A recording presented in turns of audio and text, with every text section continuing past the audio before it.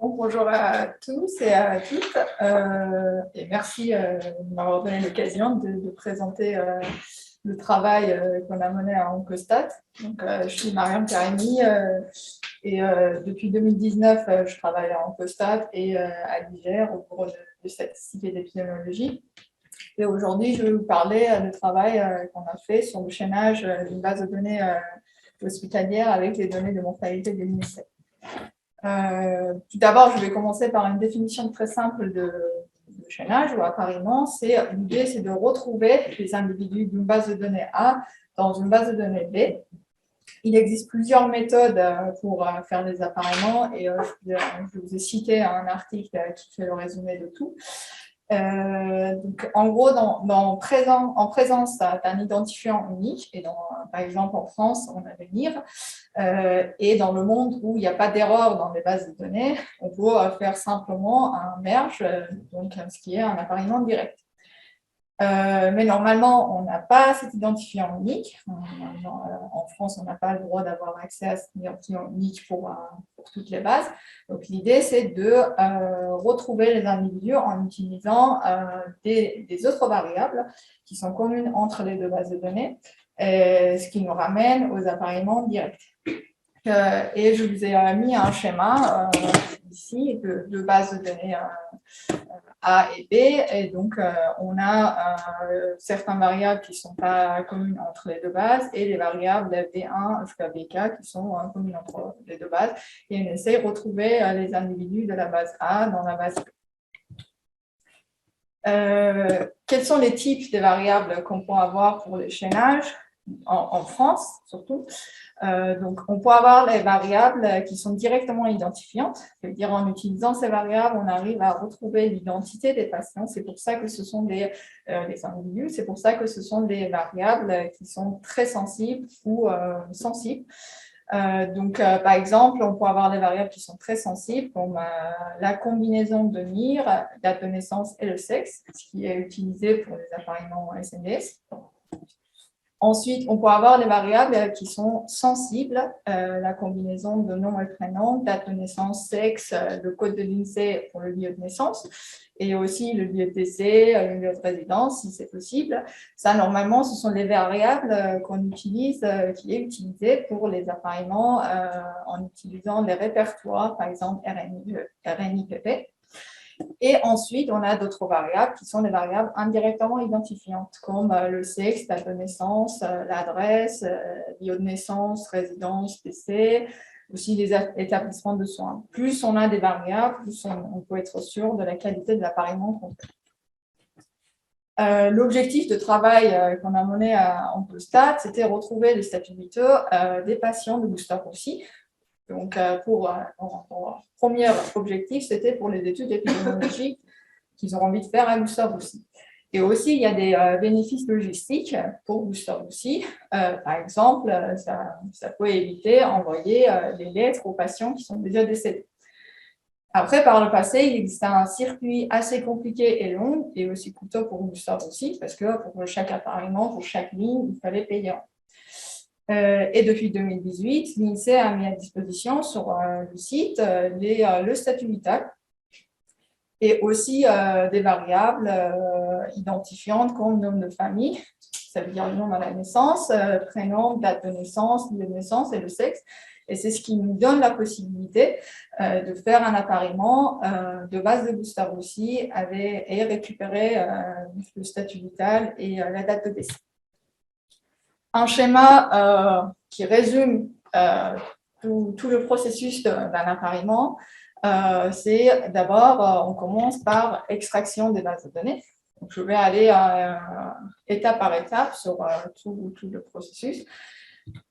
Et je vous ai mis un exemple de ce qu'on peut avoir avec nos données. Donc, en première étape, je vais parler des bases qui ont été mises à disposition par l'INSEE.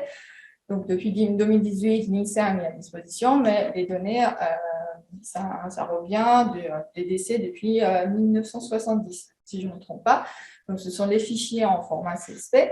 et qui contient les variables que j'ai mentionnées ici. Donc, nom et prénom dans une seule variable séparée par une étoile. Ensuite, sexe codé en 1 et 2, date de naissance, lieu de naissance aussi, avec les 5 chiffres. Ensuite, les communes de naissance en chaîne de caractères. Pour le pays de naissance, des fois c'est rempli, des fois c'est pas rempli. Et aussi la date de décès et le lieu de décès. Et la base qu'on peut avoir à Gustave aussi, c'est, et je pense que c'est quasiment le cas de pas mal d'hôpitaux, donc en plus le numéro de dossier des patients, on peut avoir le nom, les noms de jeunes-filles, le nom à la naissance. Ensuite, différents prénoms, s'il existe pour les patients, le sexe, la date de naissance, le département de naissance et même le lieu de naissance qui est en chaîne de caractères. Et à Gustave aussi, il existe aussi une variable qui est la date de décès. Donc, il n'est pas toujours rempli pour tous les patients décédés, mais des fois, il est rempli. Et on a une variable qui nous dit l'origine de cette variable. Donc, si c'était un décès qui est arrivé à l'IGR, donc l'IGR a rempli. Si c'est un décès déclaré par la famille, donc c'est la famille qui l'a déclaré, je reviendrai sur cette variable, mais après que j'ai fini avec l'appareillement, des fois quand j'ai vérifié, surtout pour les décès déclarés par la famille, les dates de décès ne sont pas forcément correctes. Donc c'est à peu près, mais ce n'est pas forcément les dates exactes. Et ensuite, on arrive aux deuxième étape d'un appareillement, qui est la partie data management et nettoyage et standardisation des deux bases.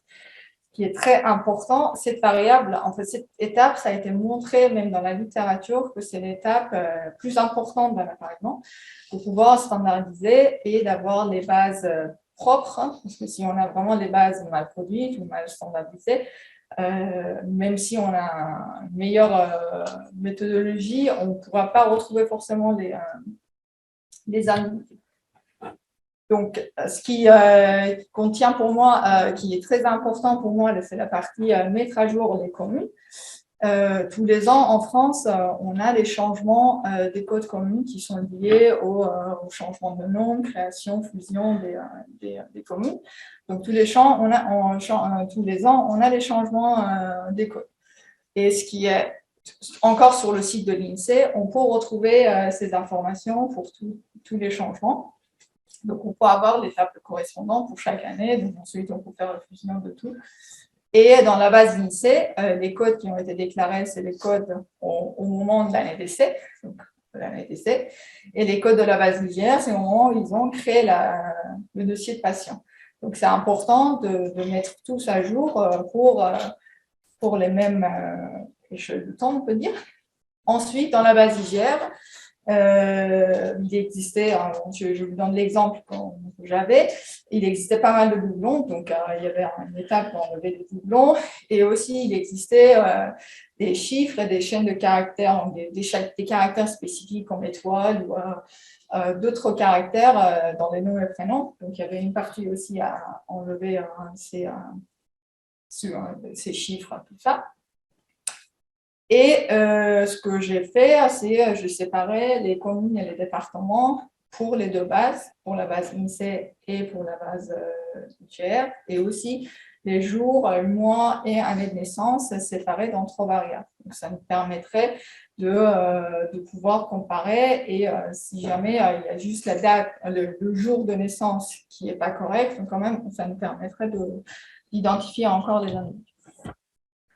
Ensuite, il y a une étape qui n'est pas forcément obligatoire dans les appareillements, mais qui peut nous permettre de réduire le nombre des comparaisons qu'on fait, c'est l'étape de blocage. Ça veut dire on va mettre des contraintes sur des variables, ça peut être une variable ou plusieurs variables, mais qu'on est sûr de la qualité de cette variable. Et donc, par exemple, dans mon cas, si je veux faire un appareillement des patients qui sont arrivés à Gustave aussi en 2016, Donc, je ne suis pas obligée de faire les comparaisons avec les décès qui sont arrivés avant 2016, parce que j'étais sûre que ces patients étaient vivants en 2016. Donc, je sélectionne une sous-population de la base INSEE et je fais mon appariement sur cette partie. Donc, ça réduit le nombre de comparaisons que je vais faire par la suite. Et ensuite, je vais faire les comparaisons entre les variables de chaînage que je vais sélectionner. Donc, l'algorithme que j'utilise est basé sur l'algorithme qu'à la base CPDC utilise pour faire ses appariements et pour retrouver les causes médicales de décès. Donc, l'algorithme de CPDC, je sais, c'est comme ce que j'ai fait avant, découpe les dates, pour les dates, toutes les dates de décès et dates de naissance, en jours, mois et années. Et aussi, il découpe aussi le lieu, tous les lieux de naissance et de décès en départements et communes. Ensuite, il considère tous les couples d'individus possibles de la base A avec la base B, en bloquant sur l'année de décès. Et pour chaque couple, il compare toutes les variables de chaînage. Et il va voir combien de fois on a la différence. Et il va considérer un appariement, un couple apparié, si on a maximum une erreur entre toutes les variables qu'on avait considérées comme des variables de chaînage. Mais CPDC n'a pas accès au nom et prénom. Donc, pour CPDC, ce qui se passe, c'est que normalement, on compare les chaînes des numéros. C'est les années de naissance, le jour de naissance, ça peut être les communes. Et tout ça, ce sont des chiffres simples. Donc, nous, à Gustave aussi, on a besoin d'utiliser une méthode pour faire la transformation phonétique des noms et des prénoms. Comme ça nous éviterait de perdre les couples appariés en cas des erreurs de saisie, en cas des différences orthographes qui peuvent arriver entre la base de l'INSEE et la base de Gustave aussi. Donc, pour cela, on a utilisé un algorithme qui s'appelle Phonex. L'algorithme Phonex, c'est l'algorithme Simplex, mais qui a été perfectionné pour la langue française. Donc, qui considère les particularités de la langue française. Et l'idée, c'est de modifier une chaîne de caractères en éliminant les lettres en double, les lettres en muettes, et aussi approcher les sons de certaines lettres. Et l'avantage de Phonex, c'est qu'il peut reconnaître différents types de sons, comme les sons et on qui existent dans la langue française. Une fois qu'on a fait les transformations phonétiques, pour éviter encore les doublons, on refait une autre fois une recherche des doublons, cette fois-ci en utilisant les noms et les prénoms et la date de naissance. Et ensuite, on passe sur la partie appariement, ça veut dire faire la comparaison entre les variables identifiantes qu'on a sélectionnées, les noms et les prénoms qu'on convertit, sexe, jour, mois, année de naissance, département et commune de naissance. Donc, une fois on fait sur la totalité des variables, et pour ceux qu'on ne trouve personne, on enlève une variable à la fois et on va tester. Donc, on le fait ça successivement pour toutes les variables. On enlève à la fois une variable et on fait sur le n-1 variable et ainsi de suite. Et après, on passe sur la partie classification. Donc, qu'est-ce qu'on fait pour les classifications? Si on retrouve les couples appariés, on les met dans les appariés. Et si aussi on retrouve sur les n-1 variables, on retrouve un couple, on les met dans les appariés, mais quand même on garde la variable qu'on a éliminée en tête pour aller vérifier plus loin ce qui se passe. Ça, je vous donne un exemple ici pour la base des patients qui sont arrivés à Gustave Roussy en 2016. Donc, la totale que j'ai marquée, c'est le nombre total des couples appariés qu'on a trouvés, ça veut dire 3222 patients, et partiel, c'est 516 patients. C'est-à-dire pour 516 couples, on a enlevé une variable et on a vu que sur le reste, ils étaient match. Et je vais regarder la variable que je dis, je vais le mettre de côté pour voir ce qui se passe. Par exemple, pour un couple, le sexe était discrépant entre la base INSEE et la base IGR. Et quand je suis allée plus loin, j'ai vu que la personne s'appelait Isabelle. Donc, et dans la base Gustave Roussy, c'était déclaré un homme. Donc, ça nous permettrait même de corriger la base de Gustave Roussy, qui était, c'était très probablement, très fortement une erreur de saisie. Donc, ça nous permet de le corriger. Et ensuite, on peut aller dans la partie évaluation pour voir ce qui se passe pour les autres variables. Et pour certains, cette partie, c'est un peu la partie manuelle pour aller vérifier cas par cas ce qui se passe. Et cette fois-ci, je reviens sur la date de décès que j'avais à l'hiver.